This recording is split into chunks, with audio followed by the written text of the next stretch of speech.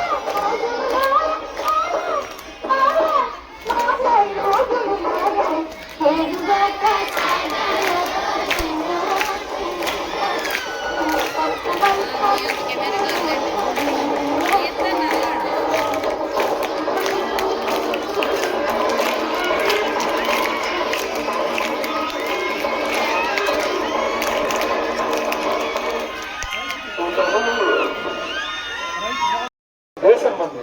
కాబట్టి ఎప్పుడు కూడా రైతుల్ని చిన్నచూపు చూడడం, రైతు వృత్తి ఏదైతే ఉందో ఆ వృత్తిని చిన్నచూపు చూడడం కాకుండా మీరు కెరీర్లో బాగుపడండి, గొప్ప ప్రపంచం వచ్చే వ్యవసాయ శాస్త్రవేత్తలు అవ్వండి. కానీ మూలమైనటువంటి రైతు వృత్తిని మాత్రం మనం తక్కువ చేయకుండా వాళ్ళ అబ్బాయి రైతు అని చాలా తప్పు. నేను చెప్పాను కదా, 10 సంవత్సరాల్లో రైతు ఉద్యోగం దొరకదు. రైతు ఉద్యోగం దొరక్క దేశం విలువలాడిపోతుంది. ఎందుకంటే ఇప్పుడు సార్ చెప్పినట్టుగా ఉన్న భూమి అంతా రియల్ ఎస్టేట్ అయిపోయింది, కబంధ హస్తాల్లోకి వెళ్ళిపోయాయి. పెత్తందారులు పూర్వంలాగా పెత్తందారుల భూములు చేతుల్లోకి వెళ్ళిపోయింది. కాబట్టి చేద్దామంటే భూమి లేదు, ఎక్కడికి వెళ్ళిపోవక్కర్లే. ఒకప్పుడు చక్కగా పండేటువంటి మన గుక్కలం ప్రారంభంలో భూములన్నీ ఒకప్పుడు బ్రహ్మాండంగా పండే, ఇప్పుడు ఏమయ్యాయి? వేరు భూములు అయిపోయాయి. 10 సంవత్సరాల్లో ఇక్కడ పంట పొలాలు ఉంటాం. కాబట్టి మరలా సెంటు కొనుక్కొని అందరూ వ్యవసాయం చేస్తారు. మరి కాబట్టి అలాంటి భారతీయ రైతు సోదరులందరికీ జై హో చెప్పండి, జై హో జై హో. భారతీయ రైతు సోదరులందరికీ మనం కాబట్టి ఆ రైతులందరి తరఫున మన లంక ఆదినారాయణ గారిని సత్కరించుకున్నాం. వారు వచ్చేసినందుకు వారికి మన పాఠశాల తరఫున ధన్యవాదాలు తెలియజేద్దాం. చేయడానికి అవకాశం వస్తుందంటే అలాంటి పథకాల వల్లే. జై కిసాన్, జై కిసాన్, జై కిసాన్, జై కిసాన్. మనకి లాల్ బహదూర్ శాస్త్రి ప్రధానమంత్రి ఉండేటప్పుడు రైతు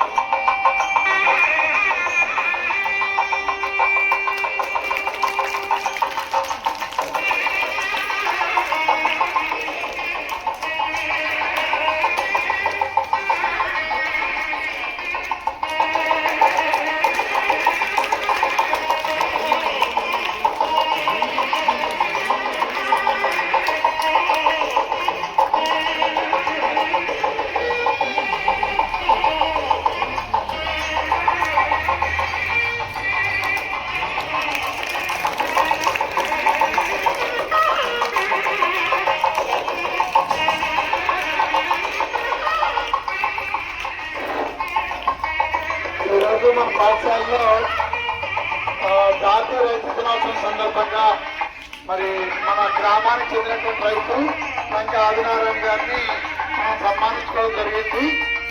మరి రైతే దేశానికి వెన్నెముక.